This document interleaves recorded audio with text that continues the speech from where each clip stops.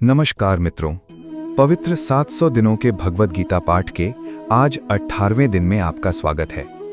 आप सुन रहे हैं अध्याय 1 अर्जुन विषाद योग 18वां श्लोक। द्रुपदो द्रौपदे याश्च सर्वशः पृथ्वीपदे सौभद्रश्च महाबाहु शंखान दध्मु पृथक पृथक। सरल अर्थ। संजय कहते हैं, हे राजन, राजा द्रुपद, द्रौपदी के पुत्र तथा महान भुजाओं वाले अभिमन्यु ने भी अपने अपने शंख बजाए। श्लोक का गहरा भावार्थ। पहली नजर में यह श्लोक केवल कुछ योद्धाओं के नामों का उल्लेख करता हुआ दिखाई देता है, लेकिन यदि हम गहराई से देखें तो यह श्लोक जीवन का एक बहुत महत्वपूर्ण सत्य बताता है। कुरुक्षेत्र में केवल बड़े बड़े योद्धा ही उपस्थित नहीं थे, वहां पिता थे, पुत्र थे, गुरु थे, शिष्य थे, मित्र थे, रिश्तेदार थे। हर व्यक्ति अपने जीवन की कहानी लेकर उस युद्ध भूमि में खड़ा था। इसी प्रकार हमारे जीवन में भी कोई संघर्ष केवल हमारा व्यक्तिगत संघर्ष नहीं होता, उसका प्रभाव हमारे परिवार, बच्चों, मित्रों और आने वाली पीढ़ियों तक पहुंचता है। वास्तविक जीवन का उदाहरण एक पिता का निर्णय। मान लीजिए किसी व्यक्ति को एक बड़ी नौकरी का अवसर मिलता है। वेतन बहुत अच्छा है, लेकिन उस नौकरी के लिए उसे ऐसे काम करने पड़ेंगे जो उसके सिद्धांतों के विरुद्ध हैं। निर्णय केवल उसकी आय का नहीं है, उसका बेटा भी उसे देख रहा है, उसकी बेटी भी उससे सीख रही है, उसका परिवार भी उसके निर्णय से प्रभावित होगा। आज जो वो रास्ता चुनता है वही आने वाली पीढ़ी के लिए उदाहरण बन सकता है। यही संदेश इस श्लोक में छिपा हुआ है। अभिमन्यु का विशेष महत्व। इस श्लोक में विशेष रूप से अभिमन्यु का उल्लेख किया गया है। अभिमन्यु युवा थे, उनका पूरा जीवन उनके सामने पड़ा था, फिर भी वे धर्म के पक्ष में खड़े थे। यह हमें बताता है कि उम्र छोटी हो सकती है, लेकिन चरित्र महान हो सकता है। ज्ञान केवल वर्षों से नहीं आता, सही संस्कार और सही दिशा भी व्यक्ति को महान बना सकती है। वास्तविक जीवन का उदाहरण 2 युवा पीढ़ी। आज कई युवा लोग सोचते हैं, मैं अकेला क्या बदल सकता हूं, लेकिन इतिहास गवाह है कि कई बड़े परिवर्तन युवाओं ने ही शुरू किए हैं। एक छात्र ईमानदारी का रास्ता चुन सकता है, नशे से दूर रह सकता है, अपने परिवार का सम्मान कर सकता है, समाज के लिए अच्छा उदाहरण बन सकता है।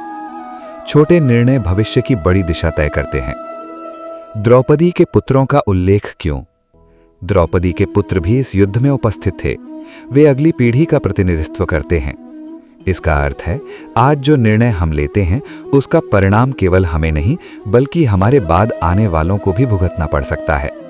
इसलिए बुद्धिमान व्यक्ति केवल वर्तमान लाभ नहीं देखता, वह भविष्य के प्रभावों को भी समझता है। वास्तविक जीवन का उदाहरण 3 परिवार में मूल्य।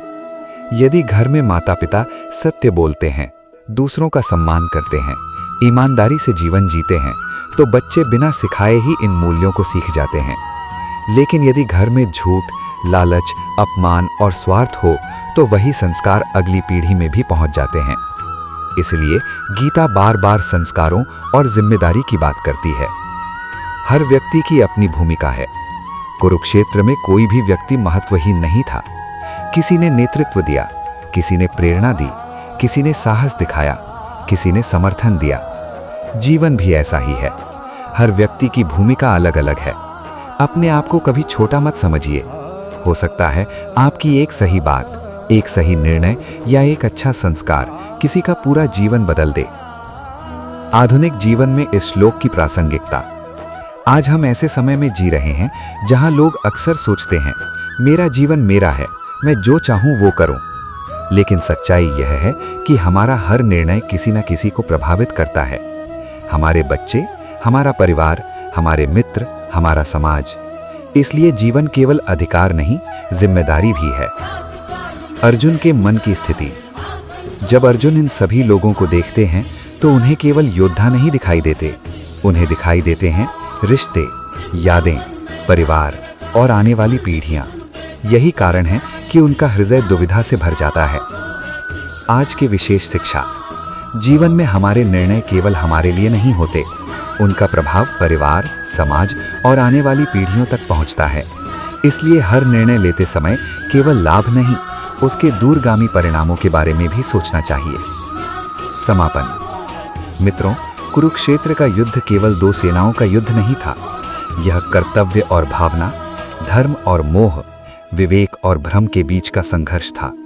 और इसी संघर्ष के बीच श्री कृष्ण अर्जुन को वो दिव्य ज्ञान देने वाले हैं जो आज भी मानव जीवन का मार्गदर्शन करता है।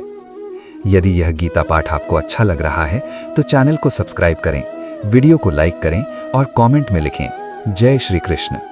जय श्री कृष्ण। राधे राधे।